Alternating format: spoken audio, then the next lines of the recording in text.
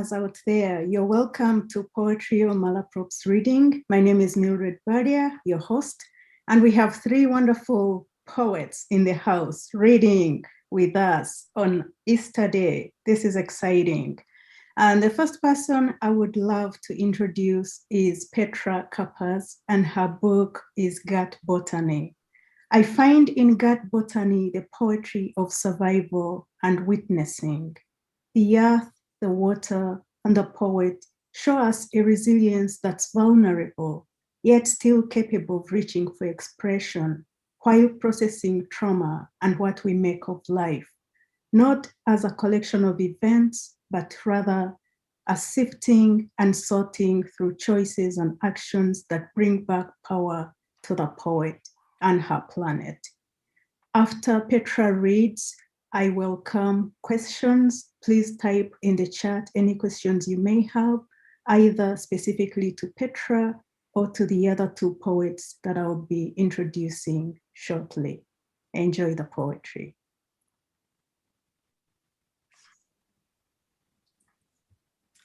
Thank you so much. Thank you, Mildred, for the beautiful introduction. So much appreciated. Thank you, Patricia, who is the woman behind the curtain. And thank you for Malaprop Bookstore for having me here. And I'm really glad to read in this beautiful company. And thanks for joining us on this beautiful here in Michigan. I'm on Anishinaabe territory in Ypsilanti, Michigan. It's a gorgeous day. So you'll see the sunlight streaming in. And I'm glad to spend an hour of my day with you all. I am going to read you the last poem of the collection first. It's called Poet Drag Kings. And it's a poem of having survived, of having made it through, just like many of us have, and many of us have not in this past year. This book came out on March 3rd last year. So I have never seen a live reading with audience of the book because it's been all through the pandemic, and I celebrate survival. So this is set in Wales. I lived in Wales for 10 years, Wales, UK, not Wales, water creatures. So I'd start with a quote from Dylan Thomas, and this was written, the free write out of which this poem emerged was written in Larne, in the pub in which Dylan Thomas used to drink. Go to the Browns, buy a felon foe, and ask for me, they know where I live. Visiting Dylan Thomas's pub in Larne, Wales. Dylan, you were the life of the party, 39 dead in the Chelsea Hotel.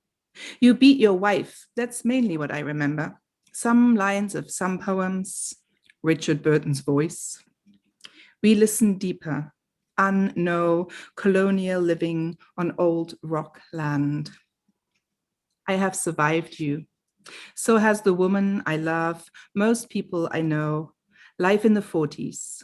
You missed out on laughter lines, the longer duration, drama ebbs, wider pools. I stand next to myself, watch my chemical emotions, enough time to tick, seconds between my tears and me. On these cobblestones, did you count nights you woke with your mouth fuzzy, brain beat with sluice of blood? The rivers of the night piss beer in the back alley. Dylan, we are here. Sip our waters on your unpaid tab. Liver deltas out, coal towns and ovens, dampness of spirits, sparks in the summer sun. We have survived you. Our hips angled and cushioned, small automatic car, wrinkles feathered into futures. Our lines peel, our fingertips. Every day I wake up. My jagged hip stems stretch to the side, the cat who longs to get wet, who wants to run along river's edge, ocean pound, the green fuse drives the flower. My hotel bed fingers trail her edges, odalisque in half light, sleeping dignity, calmness and quest. She stretches, I mount, spoon, listen, she smiles. We part the waters. Thank you. So that's the place this book starts from and ends with, survival. It is a book of healing, as you just heard. It is a book that was written after healing from sexual assault. And I'm not going to read any of those poems in this kind of public reading because I think it needs a lot more content warning to do that. But if you're interested in some more of the poems that specifically engage these topics, you have to look in the book itself. But I'm reading you here one of the poems that engage another facet of violence. So we just heard about beating. We now engage other facets of violence living on Indigenous land as a white settler. This one is called Bug Junction. And we all know about the extinction of insect species, and you know how when you drive across the country you see a lot less insects on your windscreens than you probably used to see when you were a child. So take this image of the insects on your windscreen into this poem, and the poem is organized by it's kind of very hard to see, so there's a little stanza at the top of the page, and then at the bottom of the page you hear the English translation of Nishnabewawin months, so Ojibwa months. So it kind of tracks time by mentioning the months at the bottom of each page. Bug Junction. Red dragonfly segmented, shelves of torso, pelvis, fly, phyla structures a discursive regime I name ancestral knowledge. Wild rice moon. I cannot look you in the eye. Segmented multitudes reflect no ego spreads through antennae, sensitive bristle, foot pad hair. Leaves changing color moon. Skin eye, hair eye, plates turn against one another, white glutinous pivot. Where do you touch me? Leaves falling moon. We meet. Moments, hairs out, a line along my pelt. Then we part. Velcro hairs tug, hooks under my skin, raise a bruise. Freezing over moon. We lift off from one another, molecules twinned, a touch archaeology decoded by pathologists. Were we to die here, splayed yards from one another by the lake? Little spirit moon. I am not spared precarity in my occupation of Indigenous land. I cannot see the lake the way you root, drum, burn the chitin, an alarm. Big spirit moon. We live, you and I, hooks and all, our touch plates out, hum, armor invitation, a heartbeat, lean in tonight, the sturgeon satellite. Suckerfish moon. Sleep weaves melatonin waves, red blood, white blood, pulse, pulse. Older insects hum 1,000 dark eyes in our dream. Crust on the snow moon. Thank you. So you just heard about the sturgeon satellite, and the sturgeon is also the image on the cover of my book. So I'm holding the book up here, and you see the title of the poem, and then you see this giant old sturgeon. And I wanted to have a sturgeon on the cover because it is this dinosaur that survives. So again, surviving in tune with land and aware of power and danger are central to the book. And I love that here on the page, you can see this fish, this dinosaur fish with this cartilaginous skeleton and the scutes of its body. It also has these barbels, which are like tentacles below its skin, its chin, barbels below its chin, which are sense organs. This is one of the ways in which the sturgeon senses. So I'm really excited by the notion of alternative sense organisms, different ways of sensing, more than human sensings. Okay, now I'm going to read a poem very much here of Michigan Lake Country. It's called Remember the Dinosaurs. So here we go, dinosaurs again. And in there you hear the names of two of my cats. One cat was called Wagner. I'm German. I come from the perpetrator nation of Germany and moved over here in September 2001. So it's just before 9/11, a very complicated time to move over. And that sense of the US is always with me when I'm thinking about national identity. So one of the cats was called Wagner, and the other one was called Mress, M-R-E-S-S, which is the name of a cat on a cat planet in the Star Trek universe. Just, that's just a little hint for those people who are not totally up on their Star Trek fan knowledges. Remember the dinosaurs. Clear path to the lake. I lay out the Nemo blanket. 6-year-old cheddar, my water bottle. Remember orcas. Pad Thai, one last time. Now I sit, knees drawn up to the chin, water cool. Old hood on thin legs, swivels, red eyeliner, level with the 3 whips. Whoops, chase the intruder into the blue. I swim, orange floaty hydroplanes back to the beach.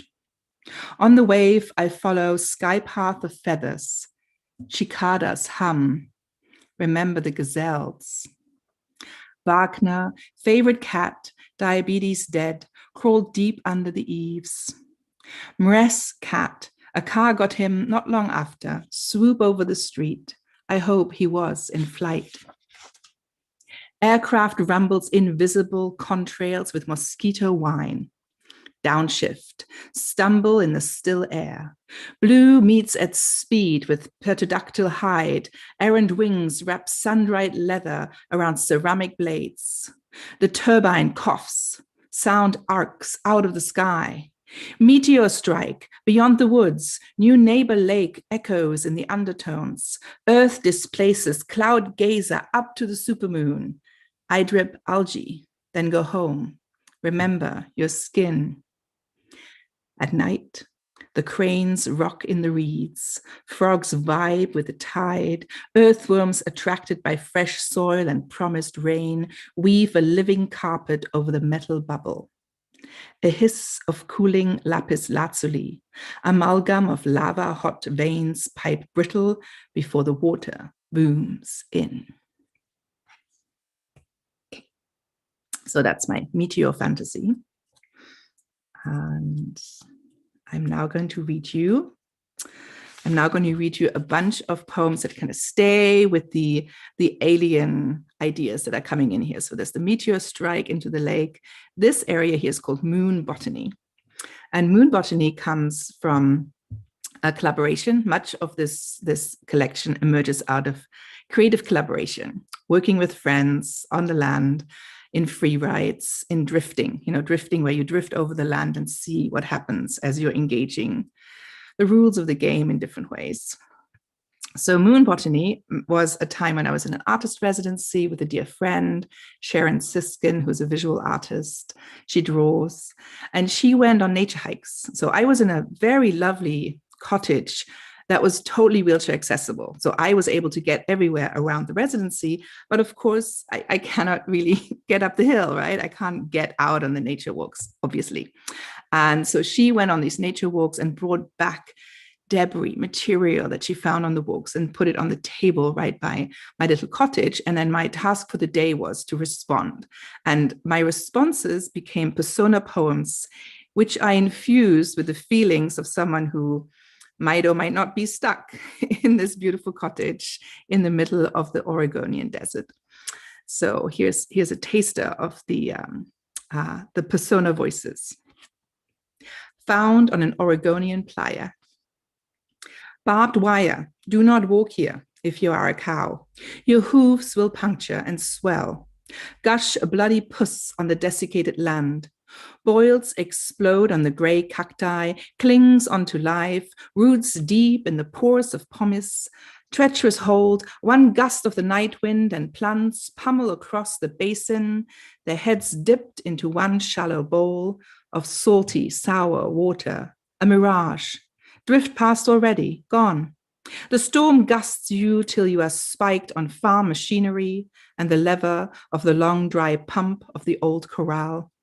Do not walk here in the land of light stones and ancient wire. There is no hold fit for the hitching. And the second poem I read was about a dragonfly, right? This encounter with a dragonfly. So here's another one that links right back into that.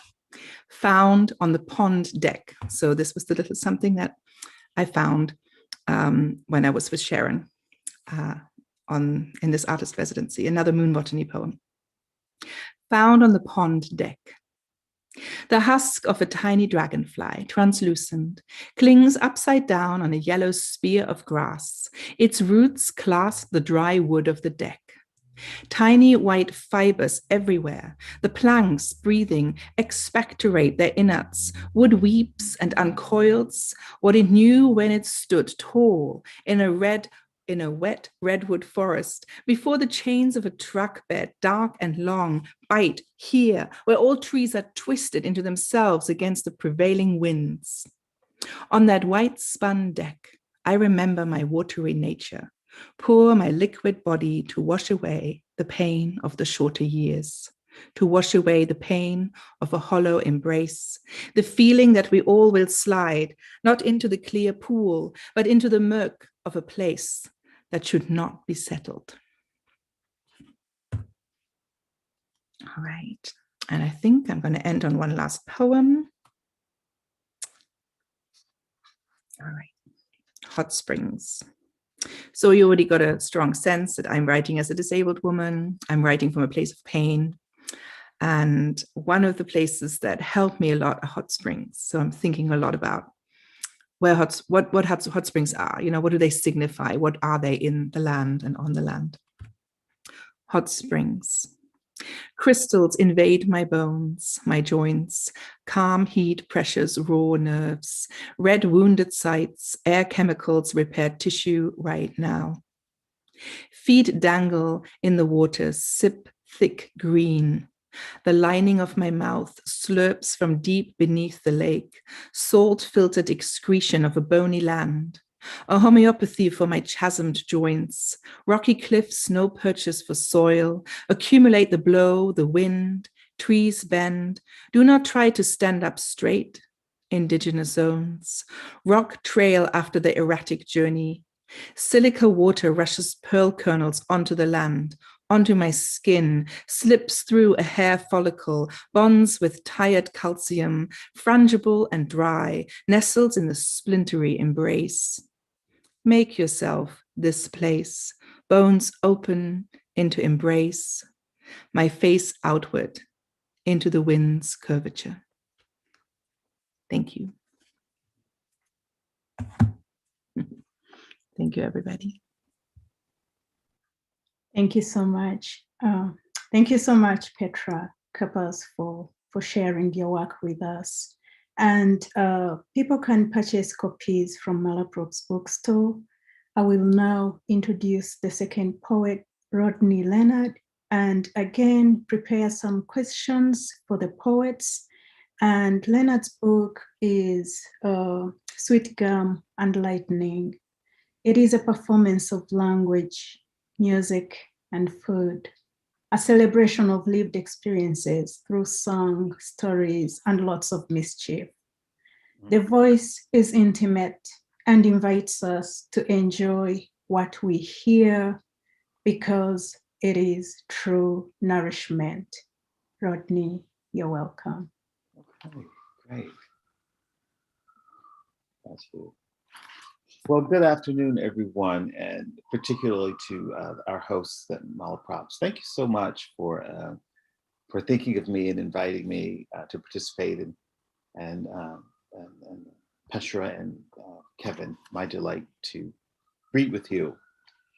I'll read, of course, from Sweetgum Lightning. To a cousin on his 46th. Deuteronomy, inner dream hypnotist, is apathy for the less fortunate. Homeboys make do with leaky suitcases, dapping through mud and water, hollers and pews, to the haze of March, Times Square, room 718, reaching for anise julep, Saturday, Sunday. I find your wide hands coarse, gentle soldiers.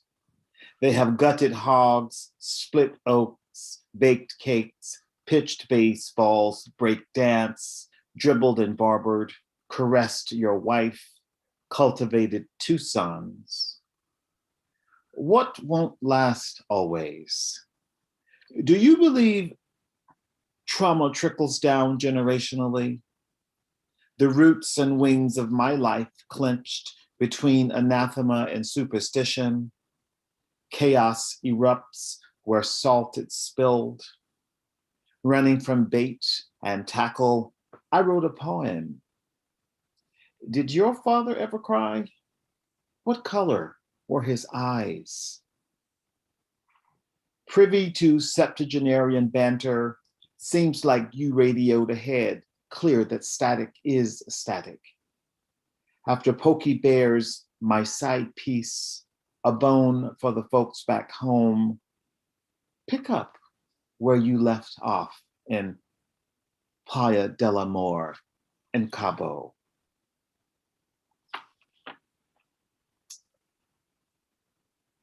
Cedarwood and Taurian cuss. Taurian as in the zodiac sign. Cedarwood and Taurian cuss.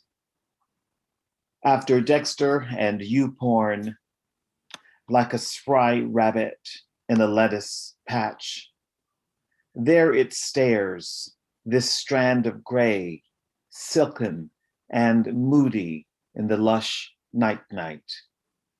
The gall of it flares fret and nostril. Next to salted beard and mustache, I hurl Taurian cuss. Sidled this close to 47, I've not panted for distinction. I'd rather Lima-Rita than Cuervo, indulge NBA only for the high asses. Elizabeth Alexander sends handwritten thanks. My canon pouts for Palermo. And I have a remedy for a West Coast red eye. Sasha Vasandani's Here Comes the Honey Man, Cinnamon Tea, Hennessy, and this decisive text. Home from Seattle, famished, a week without the pudding, rain and ash for days. I'm hungry and craving sap. Do strangers play in your sacred bush? Intergenerational bewitch. Through fuzz, shag, shadow, and kink, wordless we be. Men in the family sprinkle cedarwood down here.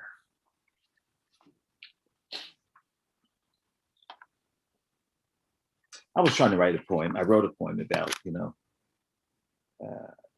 internal mystery, those things that are private and just internal and mysterious, but fulfillingly so.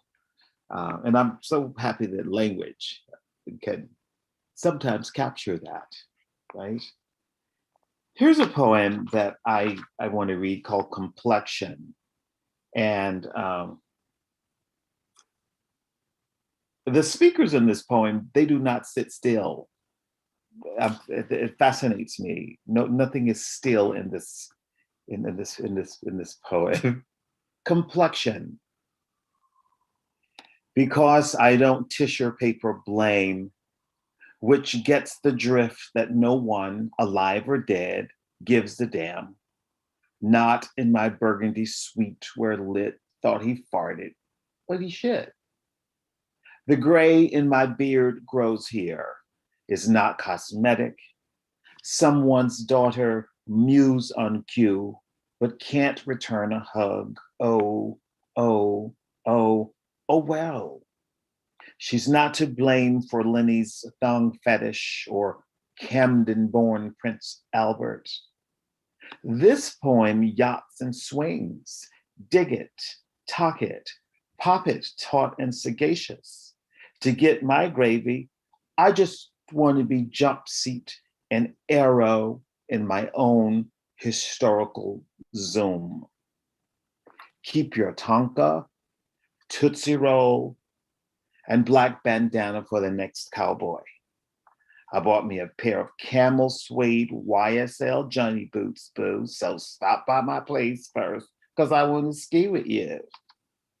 Wary of sirens and shade, wary of jubilee and leakage, wary of whose turn, wary of skeleton keys and apartment 33B and Ambien, wary of white, wary of delusions and corners, wary of tarot and myrrh, towers and hallelujah, wary of PTSD, dim bats, cobwebs, and crying, tweaking me.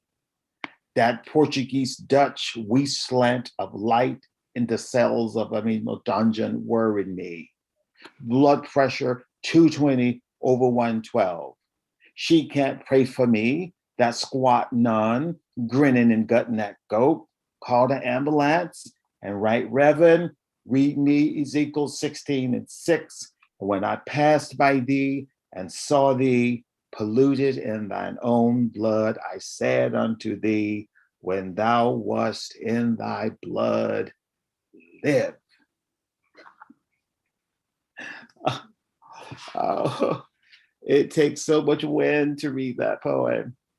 Well, listen. It's just so good to be here with you guys. I'm gonna read a short one called Heave. One of the things I discovered, writing Sweetgum and Lightning over and over again was that, sometimes what the speaker really had to say was just a line or two. It wasn't a page or two. Heave, sister, since you declined phone calls, flowers, and Delta Sigma Theta tears, how free and unblocked are you now that your mama is dead?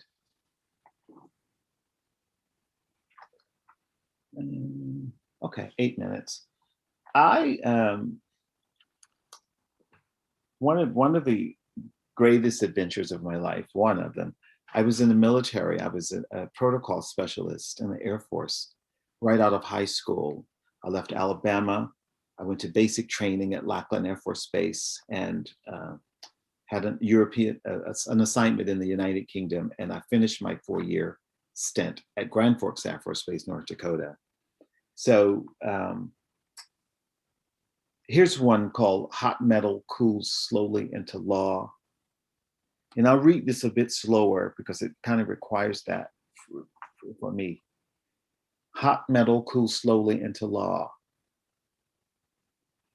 Neither Jen nor its companion elixirs, tonic, Ricky, juice, fizz, soothed like warm air parting the hair, primping the fades of soldiers stationed stateside or overseas.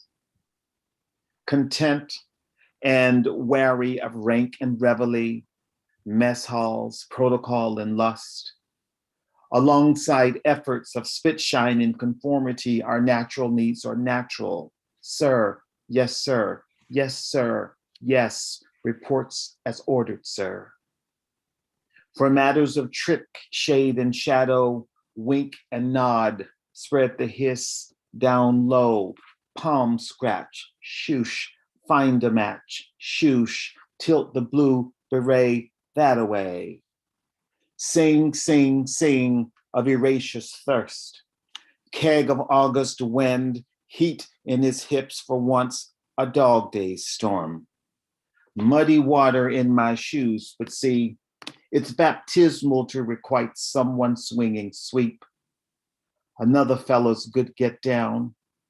Sing, sing, sing of a time in Roswell, TDY. He was a major who read Capote and called him Strephus. Next to my arm lay his on which prodigious cancers grew. Where there is no shame, scandal tames its whence. At parade rest, left foot to the left of the right foot, I fed my ego a trip to our haunt, the far end silverleaf oak, its bark beckoning for both of our backs. Lunar taboo, officer and enlisted, waltzing in the lion's den. If morning echoes says we've sinned, just touch my cheek before you leave me. We also candle and pant in his tent, and it won't matter anyhow. The translatable hush of Clinton's decree, effective immediately, brave men and women, defenders in peace and war, fully serve this country, stanchioning off your nature and essence. These fundamental urges and gasps. Choose your trot, mild, spicy, or hot.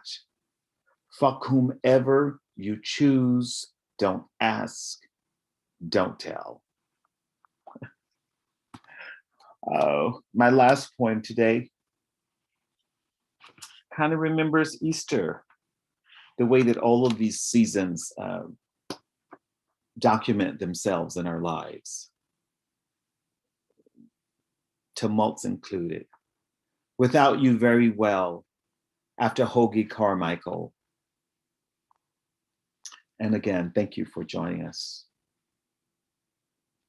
It took 7 Decembers, 3 moves, 2 years of underwear inspection, the Easter sermon on addiction and fear, a sexless Tulum jaunt, the birthday trip to Boston, no synergy, a bruised finger, and the finality of a cloister's maid bell to find words for once that failed us.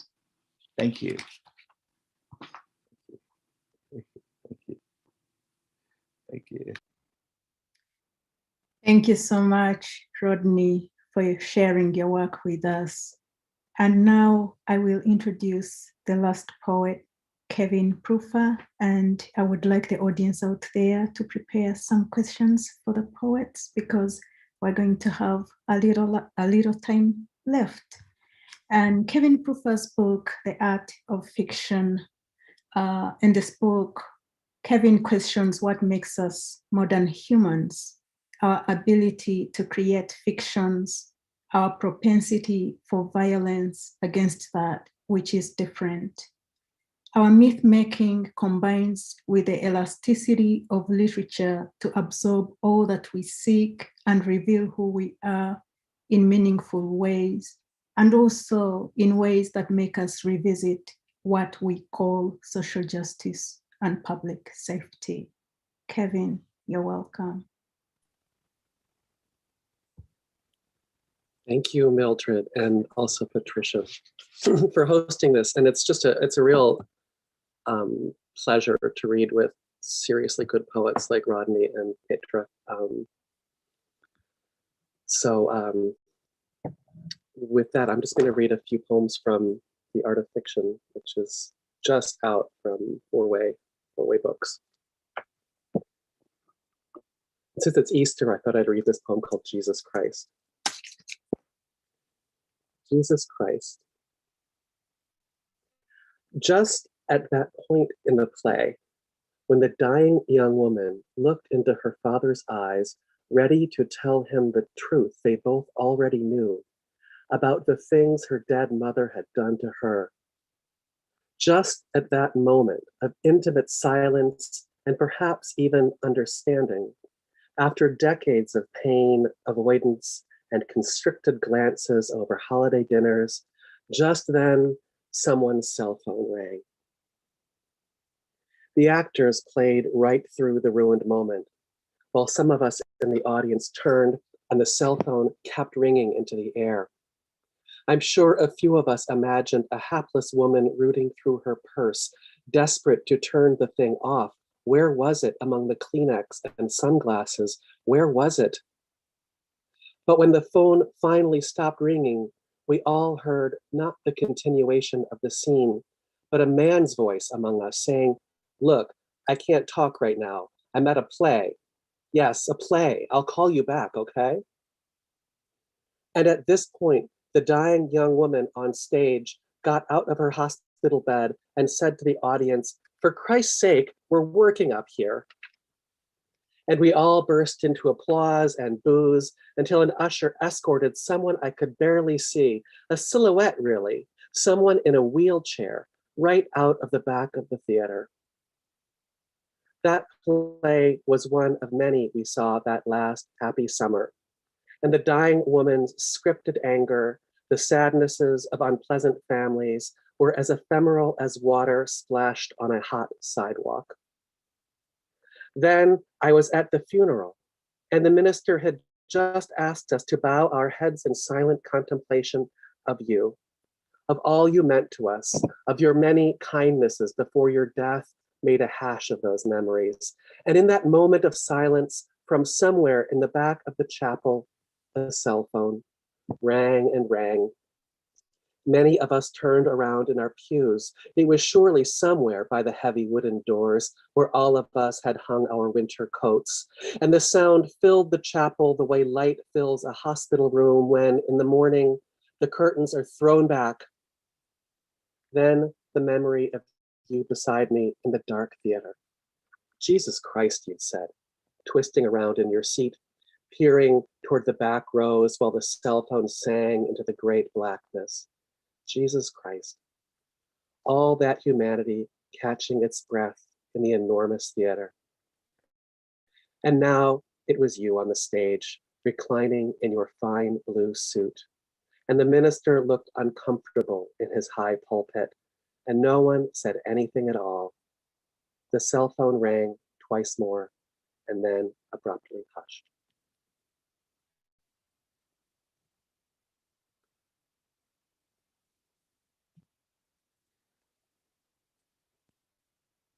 This next one is a poem that has a hitman in it, and a drone and a parakeet and a little girl.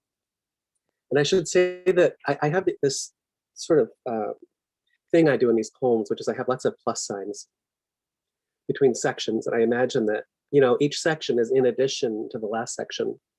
And then there's a sort of an imaginary equal sign floating in my mind at the end of every poem. So this one, when I pause, just imagine a plus sign. Somebody said I should read the pluses, but I'm not sure that's a good idea. This poem is called Blueberry. She wanted to play with the blue parakeet, so she cupped it in her hands, then let it perch on her index finger until her father said the bird was tired, dear. It gets tired. It's just a little thing. So she made it rest an hour and then took it out again, letting it balance on her shoulder. Sometimes it tried to fly, but its wings had been clipped, so it fluttered to the floor and hid under the table until she lifted it again, stroking its head, while her father said, "It's late now. The bird needs to sleep, and so do you." And the bird would survive a week. "It is wonderful to be in love," said the drone to its target. But the target was talking to his daughter. "In love, in love, in love," said the drone, fluttering at the target's window. It had a hot engine, a propeller's low pulse. It took 20 pictures, which it sent wirelessly to the central office. Pictures of a man in a well-lit dining room, his black-haired daughter, and her blue parakeet. He was, the investigators believed, a very bad man, so they observed him with the attention of a lover. Everything he said, their drone recorded, compressed, and sent on to the bureau where such information was processed for the prosecution. Before she returned it to the cage, she let the bird peck at a pile of seed she held in her palm. The bird ate just a little, Blueberry, blueberry, she said, stroking its feathers while her father spoke tersely on the phone, then studied the map he'd spread on the table, a map the little drone tried to photograph through the window. In her bedroom, the cage was an empty head. But when she opened the door and the parakeet hopped inside, the cage was alive with thought. And when she covered it for the night, the feverish cage imagined first the apartment and its tempting windows, then the sky beyond them, the pulse of heat on sun-dappled wings, the vast and heavenward distances. Darling, her father said at her bedroom door, I've got to go out for a bit, but I'll be back very soon. So the girl fetched the parakeet and turned on the TV while the drone followed her father down the street, hovering above his car as he merged onto the highway. The blue parakeet balanced on the girl's finger, looking toward the black windows. Then it hopped onto her shoulder, its quick little heart flickering in its chest. Blueberry, blueberry, she said, posing it on the chair's back, the mantel, the bookshelf, until the bird fluttered to the floor again and hid among the newspapers.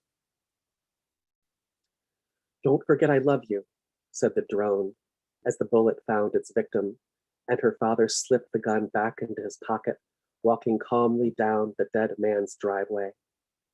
I love you. As he pulled into the street, I love you. As he turned left onto the highway ramp toward home, the little drone right behind him. Click, click, click, said the part of its brain that takes pictures and sends them on to the young men at the central office. When he got home, he found his daughter asleep on the sofa, all the lights on, the blue parakeet catching its breath on the curtain rod. She's so light, he thought, carrying her to bed, light as a thought. He loved her too much. And the young man at the central office put away the lovesick drone. And her father put on his pajamas and turned out the lights. In the middle of the night, the parakeet returned to its cage, where it knew it would be safe.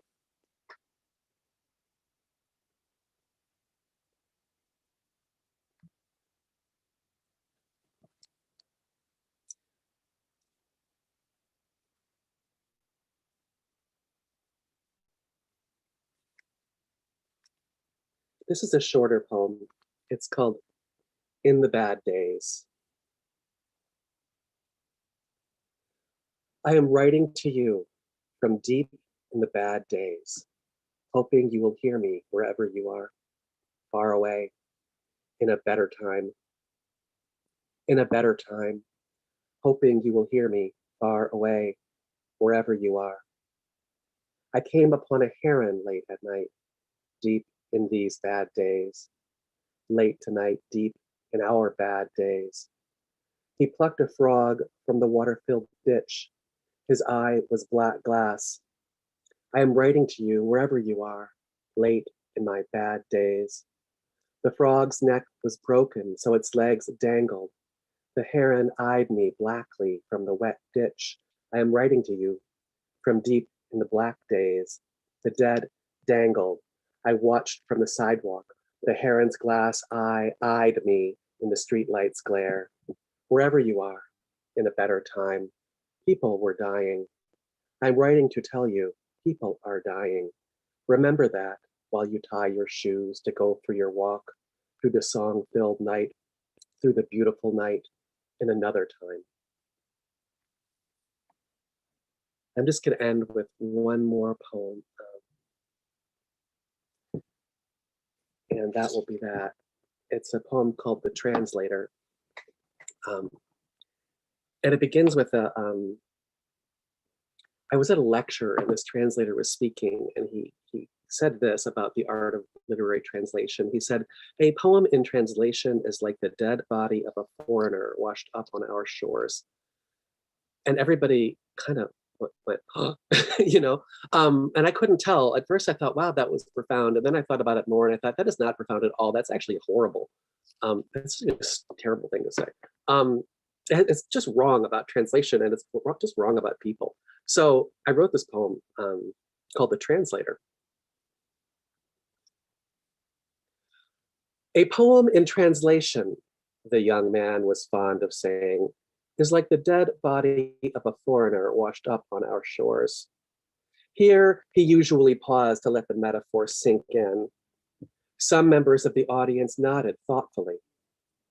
I will now read from my translations of a little-known ancient Roman poet, he told them, shuffling his papers, then looking into the dark, half-empty auditorium. The dead body refused to be still. The waves loved it too much, pushing it onto the beach, then rolling it seaward again. And so it made its way down the beach, alighting for a moment or several moments on the wet sand, then bobbing out among the American swimmers. 120 foreigners in a leaking boat is too many. So the ocean fills with poems. Some retain the qualities of their original language, but others sink into a new language. Here I am, out here. I can see your oil rigs glittering on the horizon, says the young woman who no one listens to. Or she says nothing, clinging to the side of the waterlogged boat where she has floated all night among the drifting bodies. A few of them became tangled among the oil rigs while others arrived gently on our shore. A poem that has floated some distance from its accident transforms, so the people run away in horror when at last it comes to rest on a crowded part of the beach. You foreigners in your many-sailed ships, come join the empire, the translator intones from his spot-lit podium, and the audience sighs. Here I am, out here, says a little voice inside the translation, a voice no one, not even the translator, can hear. The audience had come to hear a lecture on poetry in translation, and now the translator was going on about that ancient Roman tendency to absorb and therefore transform foreign cultures, their gods, and their foods. Outside the auditorium, it had grown dark, a perfect summer night. The 1,000 vessels on the great black ocean glittered and loomed. And for days, bodies washed up on the beach. Now, the American workers zippered them into vinyl bags, which, in the translator's metaphor, constitutes a kind of publication. But what is there to say about the young woman, still clinging to the wreckage 2 days into my poem? A gentle summer rain prickles her skin. Here I am, she says, looking toward the oil rigs hunkering between her and the shore. Here I am. She is a very fine woman, and someone should translate her. Thank you very much for listening, and thank you again, Rodney and Petra and Mildred and Patricia for doing this. You're welcome. Thank you so much, everybody. Petra, Rodney, and Kevney, thank you so much for sharing this wonderful afternoon with us and also your work. And if you could address the one question I have while I see if there's another question from the audience is, why poetry, or what does poetry do for you? Since you're all poets and I'm aware that you write in other genres as well, why poetry? I'm happy to give that one a go. So I'm a performance artist and a movement artist, as well as a poet. What poetry does for me, though, so there's always a relationship between performing, being out, sensing the world, and then holding on to that, shifting through that in language. Particularly as a disabled woman who can't always go out and about and do whatever I want to do, there's a give and take between language arts and embodied arts through that axis of pain. But what poetry does for me is hold on to the multiplicity of senses that are more than my own. So I'm listening a lot to what's going on around me. You heard in one of the poems I read, there are like lines from Dylan Thomas flying in, right? So there are lines that fly in not just from the history of poetry, but also from what's surrounding me, the city street, the rural environment, moments of the various entities that surround me. So I feel that poetry has a capacious hold that allows me to assemble in multiplicity.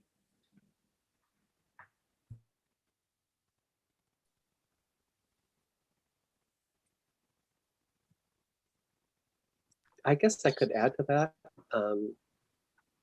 Everything Petra just said, I really like. I think that makes a lot of sense. The other thing I admire about that I like about writing poetry is that it offers a way of thinking that I don't find other art forms offer to me, like fiction writing or essay writing.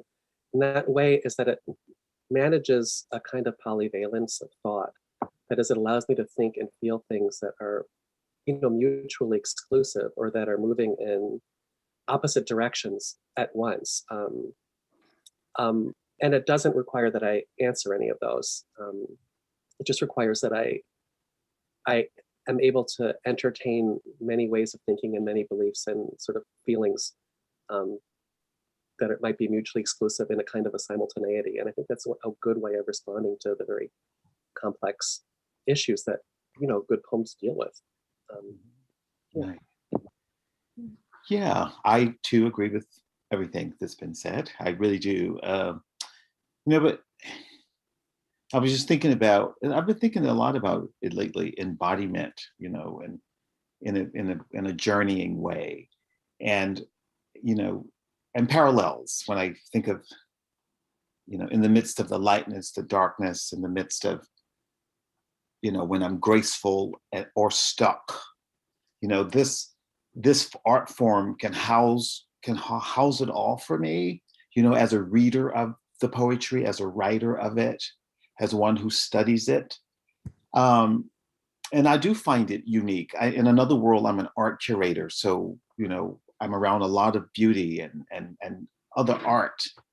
But it's something about poetry for me that really does occupy a kind of sacred space, perhaps because I find it malleable. I find it malleable as a participant and a producer of it.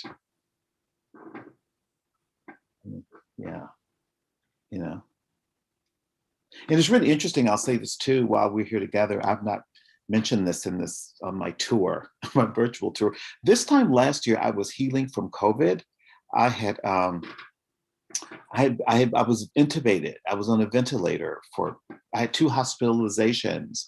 And this time last year, I was on the ventilator for 12 hours and whatnot. And when I come to or whatever, the nurse asked me, she says, well, who is Gwendolyn Brooks? Mm-hmm. And I said, you know Gwendolyn Brooks? And she says, no, I'm asking you, who is Gwendolyn Brooks? Because, you've been mentioning Gwendolyn Brooks. And I said, oh, she's a poet. And I have her book because, things were happening so quickly between my hospitalizations that I went home and grabbed my bag and I put the blacks in there and some other things. But I think that's a commentary too. That kind of illustrates what this being a poet and reading poetry and being fertilized by it, that it really is malleable, that it's this thing that I can carry around privately or not, Yeah. That's very beautiful. I appreciate what you've all said. And I have noticed that you're all writing about difficult experiences, but there's so much joy that comes across in your work, Petra's work, Kevin's work. And that's always hard to do, I think, because it's one thing to highlight a painful or traumatic experience and convey the trauma aspect, but to bring joy and beauty too. And in that piece is, I think, really an art, which is what I've appreciated seeing in your work. We do have one question from Susan for each one of you to share briefly your most satisfying and difficult characteristic of writing poetry.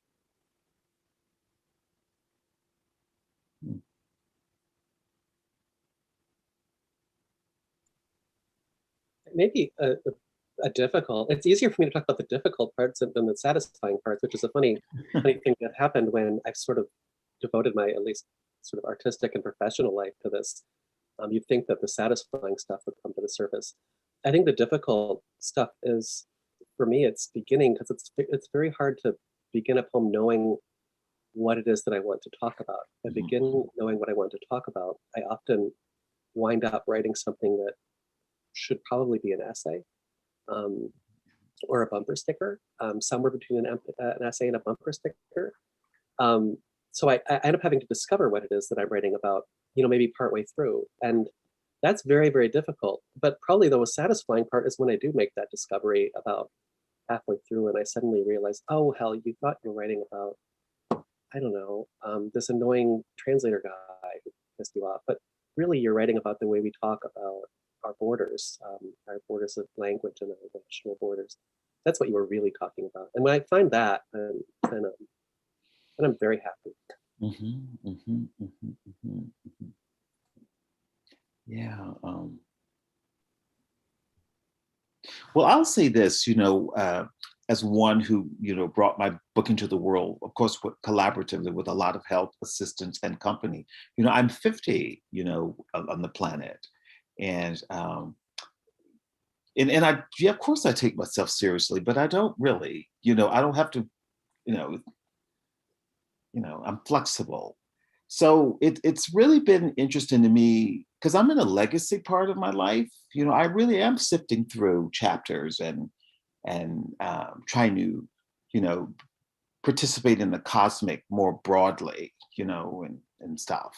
So I think about, where does writing fit into my journey? I've always written, because the ultimate validation is to be published, right? And hopefully read and seen, and one of the joys, I should say. But here I am, just really sifting through that. And I find that satisfying, because I know I won't figure it out, but I'll still be writing, continue to write. In terms of difficulty, that ventilator really did renovate my sense of obligation. so I'm going straight up with you. I'm returning to what is difficult. I feel so warrior-like, and I really, really mean it. Stuff is really rolling off of my skin. Like water, rain, rain, rain. I just really can't bring up much regarding the difficulty right now. I'm just in such a state of joyousness right now, and I really, really mean that, Susan. Yeah. And for me, I echo, Kevin, what you said about it's hard to write something when you know what you want to write about. Yes, it'll become an essay.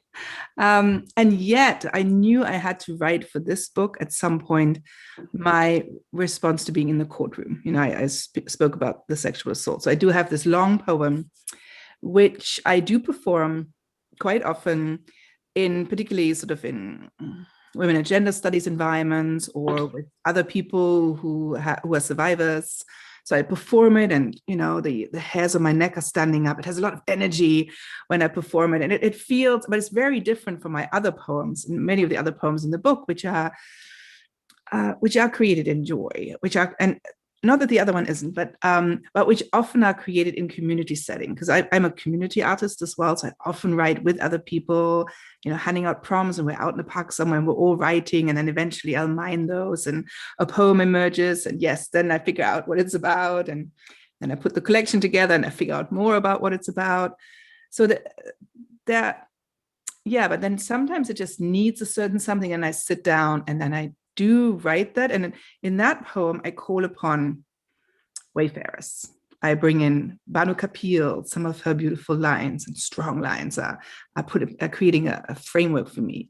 Perel, who's a disabled performance artist, they came and worked with me, and some of their lines are kind of framing me as well. So there's this calling upon. That's a way for me to work in difficulty. I'm calling upon lineage. I'm calling upon peers. I'm calling upon the wider art world to help me shape what happens. And that is a very different sensation than writing in the moment in response to sight and engagement and skin-on-skin contact. So there's joy and pain both. That was a lovely question. Thank you. Thank you so much for being with us this afternoon. And we've come to the end of Poetrio. And again, I would really personally like to appreciate you, Petra and Kevin and Rodney, for being with us today. So join us again on May 2nd, and I'll be with you. Mildred Barrier is my name. Now go out into the sun and continue to celebrate a lovely Sunday. Thank you.